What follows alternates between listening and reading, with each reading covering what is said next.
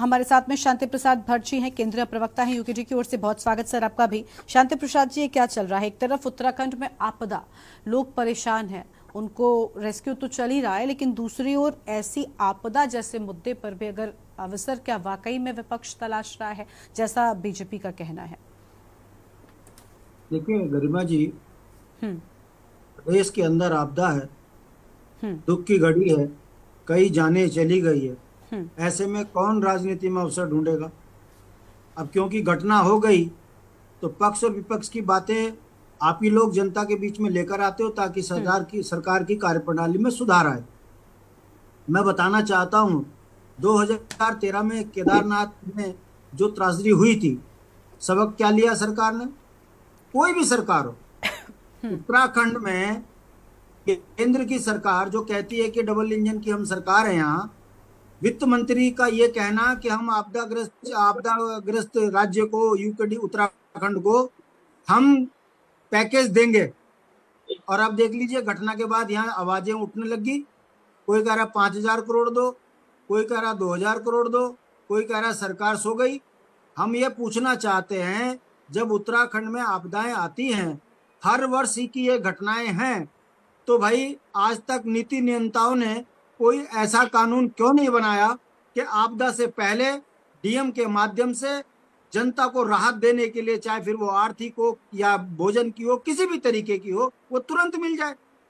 ये क्या कारण है कि आपदा होने के बाद मुख्यमंत्री जी आवेदन करेंगे, फिर अगले साल वो पैसा किसी को 5 रुपए, किसी को 10 रुपए मिलेगा? ये कौन सा कानून है, कौन सा तरीका है राज्य को चलाने का? और जब आपको पता है कि आपदा आती है, एनडीआरएफ का आपने डिपार्टमेंट बना रखा है, तो अब ये बाद में चिनुक लगाने की क्या जरूरत थी? अगर आपकी व्यवस्थाएं और आपका नियमावली बनी होती सही तरीके से, तो सड़क टूटने से पहले तमाम वो सुविधाएं जो है जनता को मिल जाती। वहां राशन नहीं पहुंच पा रहा। आज दिखा रहे थे थोड़ा बहुत की जो है कहीं सब्जी भेजी जा रही है। कहने का मतलब है, सरकार का इस आपदा में पोल खुल के जनता के बीच में आ गई, और अब मुख्यमंत्री जी अपनी जान बचाने के लिए वहां पब्लिक के बीच में जाके खड़े हो रहे हैं। मैं पूछना चाहता हूं, मुख्यमंत्री जी यदि वहां खड़े हैं तो इसका मतलब प्रशासन फेल है। भाई आपका काम वहां पर उनके साथ खड़े होने का नहीं है। आपका काम है कि किस तरीके की सुविधा की जरूरत है वो वहां पहुंचाया जाए। पैसा डीएम कह रहा है देखेंगे, करेंगे। सरकारी मशीनरी अपने दम जान जोखिम पर डाल के लगी हुई है। मैं पूछना चाहता हूं, और वाकई सरकार बड़ी मुस्तैद है, तो फिर पुलिस, उसकी सेना की जरूरत क्या पड़ गई? कहने का मतलब है, जब सरकार फेल होती है तब सेना को आगे आना पड़ता है। यह भारतीय जनता पार्टी की राजनीतिक फेलियर है कि आपको 5 साल जनता ने सत्ता दी और अगले 5 साल के लिए आपको फिर बैठा दिया। हर वर्ष आपदा आती है, आपके रटे रटाए जवाब होते हैं, देखेंगे, करेंगे, और बहुत प्रयास कर रहे हैं। मुख्यमंत्री जी संज्ञान ले रहे हैं। अगर इसी तरीके संज्ञान लेने से आपदाओं में जनता को राहत मिलती तो आज उत्तराखंड से पलायन ना होता, उत्तराखंड में पर्वतीय क्षेत्रों में जनसंख्या कम ना होती, उत्तराखंड के अंदर जिस तरीके से हाय हाय त्राहिमाम पहाड़ों में हो रहा है, ऐसा ना होता। मैं पूछना चाहता हूं आपके माध्यम से, सुबह सड़क बनाते हैं, शाम को टूट जाती है, यानी कि 40% कमीशन के कारण उत्तराखंड में जो सड़कें बनी हैं वो भी बहुत ज्यादा सरकार की खिल्लियां उड़ा रही हैं। इसीलिए हमारा विपक्ष के नेता होने के नाते जो हम सवाल कर रहे हैं कि आज आप हेलीकॉप्टर से लिफ्ट कर रहे हो, यदि वाकई आपकी चाक चौबंद व्यवस्था होती तो केदारनाथ में ऐसी स्थिति ना होती। 2013 से अगर आपने सबक लिया होता तो 11 साल कम नहीं होते। 11 साल के अंदर आप ऐसी चाक चौबंद व्यवस्थाएं बना देते।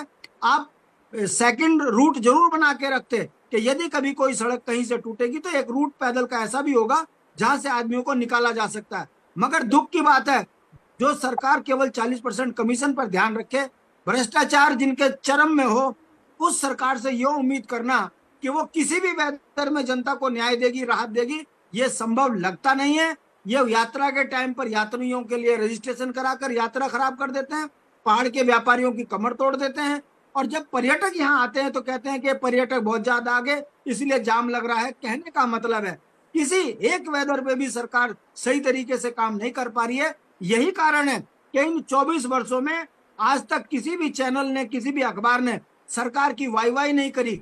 एक तरफ हमारे केदारनाथ में आपदा रखी है, दूसरा मुख्यमंत्री जी अखबारों के माध्यम से जो है अमर उजाला में कार्यक्रम शो कर रहे हैं कि उत्तराखंड में चमन ही चमन है।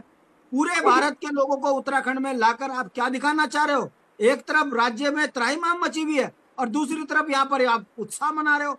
ये बताता है कि ये जुमलेबाजों की सरकार है, भ्रष्टाचार इनके खून में है, और जब ये फंसते हैं तो राम का और श्याम का नाम लेकर जनता को गुमराह करते हैं।